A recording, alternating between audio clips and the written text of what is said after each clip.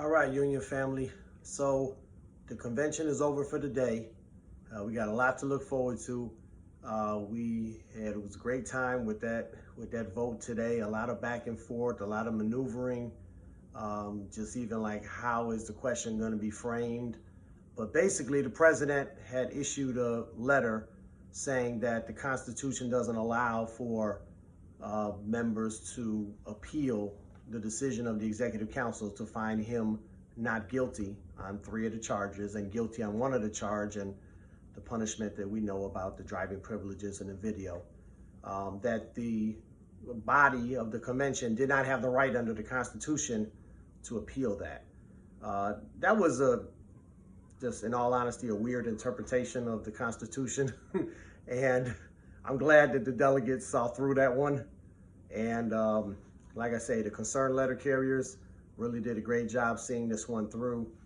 Brother Ed Fletcher, president of Branch 1111, Brother Charlie Miller from Branch 1100, they did a great job, and everyone that participated and made sure they were there to get this vote. So now, Brother Chris Jackson will have a chance to appeal the decision of the Executive Council to the decision makers of the Union, which are the delegates to the convention. So we, the delegates at this convention in Boston, will have our voices heard on if we feel like the Executive Council made the right decision or they did not make the right decision. And in my opinion, we did not make the right decision. Particularly, I want you guys to focus on and think about, do some research on the charge number 1, which is abandonment during contract negotiations. And if you think about it, when President Renfroe stepped away from the Union, there was in the panel's report back after they conducted hearings, they applied a standard that, yes, he walked away from us. However, he was, the executive vice president under the Constitution picks up his duties, and that's true.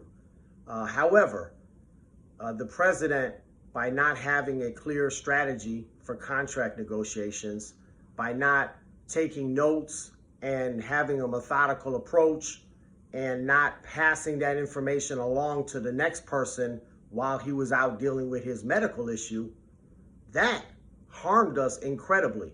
And we heard from the president today, once again in his State of the Union address, we don't have a contract. We're close. Yet, it's been over a year since July 20th of last year, which was the first day we could have gone to arbitration. We still don't have arbitration dates. There's no end game to this thing. Our members are out there suffering with inflation, with the horrible uniform rules, with just the hiring practices, with the service going down. We need a good contract. And if you can't obtain that through negotiations, then you go to arbitration and you get that. And you have a plan and a strategy. And if you have to step away from your duties, you pass those duties on to the next person. And if you don't do that, you're negligent. If you're the president of the NELC, I don't think that's an unreasonable standard that we would apply. So I would ask you guys to really think about it over the next couple of days when we'll have a chance to vote on it, probably on Wednesday.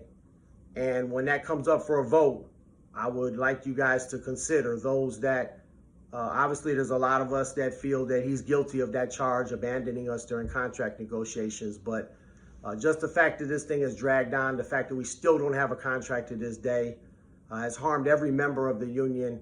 And we should hold the president accountable and apply a standard of what we expect out of the president of our union. So in other news, campaign is underway.